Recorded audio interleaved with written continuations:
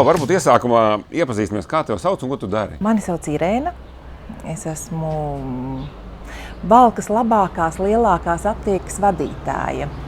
Un viena no īpašniecēm, jo mums ir Sijā, mēs esam 6 īpašnieces, visas farmaceitas, tā kā, tāds, jā.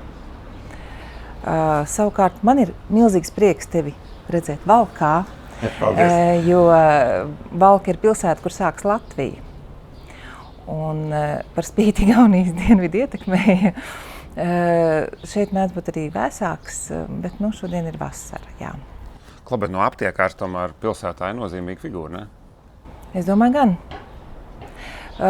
Jā, mums bija pagājušajā gadā liels kreņķis, aptieka noplūda. Un mēs bijām ciet 5 dienas.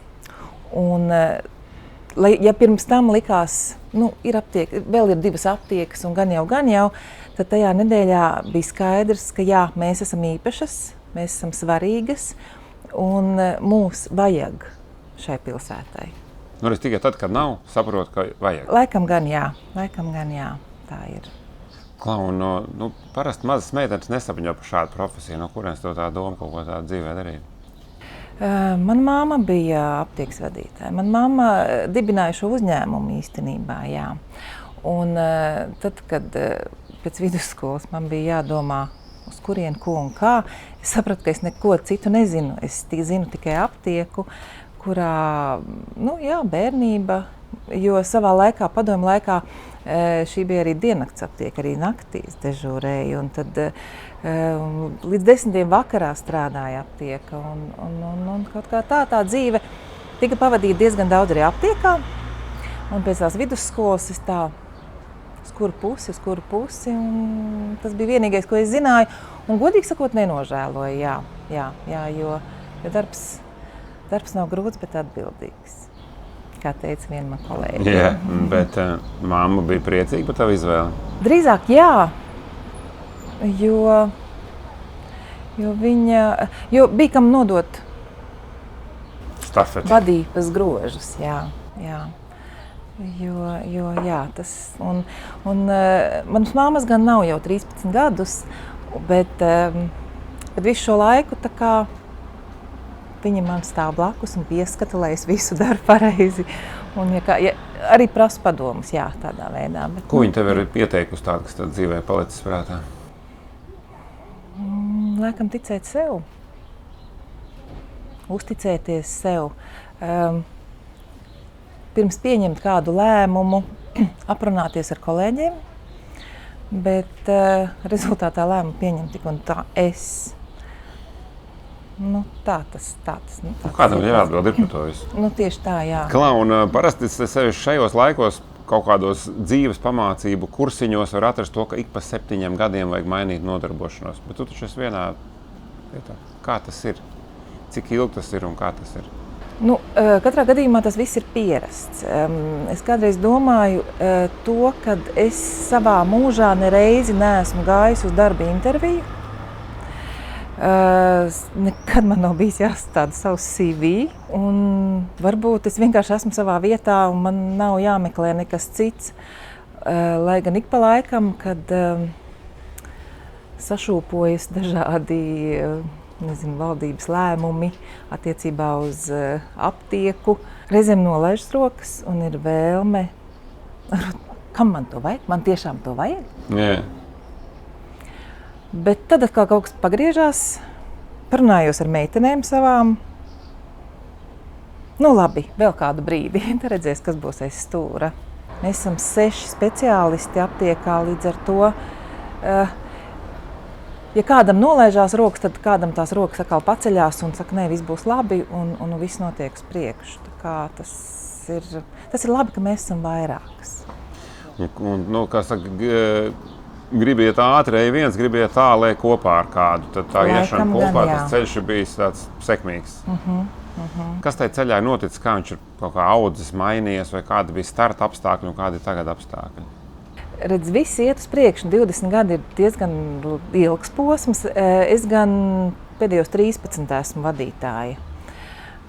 Un visi iet uz augšu, visi iet uz priekšu. Tāpat ir digitalizācija. Ja kādreiz tur bija kases aparāts, kurā spiest pogas, tad tagad jau labu laiku tas ir dators, kases sistēma, kura reizēm pasaka priekšā, ko un kā darīt un ko un kā nedarīt. Tieši attiecībā pret klientu. Tā kā tas ir tikai tikai uz augšu iet, jā. Un, viss notiek uz labu. Un kāda ir dzīve tādā ļoti pierobežas pilsētā? Kā viņa atšķiras no vidū zemē dzīvojot? Es tur nekad neesmu dzīvojusi. Tu grūti pateikt? Jā, es grūti pateikt. Tad aprakst, kā ir šeit? Šeit ir interesanti. No aptiekā darbs vispār ir interesants. No rīta nākot uz darbu, tu īsti nezini, kā tev tā diena izvērtīsies, jo tu nezini, kas ienāks un ko pajautās, un kādā valodā pajautās. Jo tāpat turisti mums te īpaši vasarā ļoti daudz braukā, un turists ir ar divriteņiem braukā, un tad piebrauc pie aptiekas, noliek savu apkrauto divriteni, ienāk, un tad mēģinam tikt galā tādā vai šādā valodā, bet parasti tiekam, jā. Tas droši vien varbūt kādā vidienas pilsētā ir mazāk. Un ko tu teiktu? Tu teici par tam, ka tās privātās aptiekas bišķi dabūnas sisties pa dzīvi. Ko tu teiktu par to visu aptieku viens tīklu un par to Tamro visu sadarbību? Kā tā notiek? Īstenībā, ja nebūtu aptieka viens, mēs jau būtu pārdevušās. Jo šajos laikos viens pats tu netiec galā īsti ne ar ko. Un Tamro un aptieka viens, tas ir tāds, tas ir tāds izteikts atbalsts, kad īstenībā par jebkuru jautājumu, tur ar tehniku kaut kas saistībā ar izmaiņām kaut kādās likumdošanās kaut kur, ir zvans draugam, un es saņemu atbildes, un tas ir tas svarīgākais mūsu laikos, jo gan atbalsts, gan atbildes, visāda veida palīdzība, jā. Tā jums jāturās kopā? Pilnīgi noteikti. Un liekas, ka 20 gadi, kad pateici, ka 20 gadi, nopietni. Labi, ja tā parēķina droši vien, jā, bet viss šis gadsimts. Jā. Un tu vispār zini, kas ir Tamro? Tu zini, kas ir, jo parasti cilvēki zina, kas ir aptieka. Jā. Bet kā zāles nonāk līdz aptiekai? Kaut kāds kurjers atved? Kurjers dabū zāles? Ir tāda lieta kā lieltirgotavas. Par tām parasti cilvēki nezina, jo viņas nav aktuālas. Viņi tur neiet? Viņi tur neiet, jā. Tur cilvēki parasti neiet, bet bez lieltirgotavas aptieka pastāvēt nevar, jo tā ir vieta, kur pasūtīt zāles. Un tā ir vieta, kur būtu ļoti labi, ja būtu pilnīgi visas zāles, ko man vajag. Un ja es to dabūju uz nākošo dienu, tas ir vienkārši fantastiski.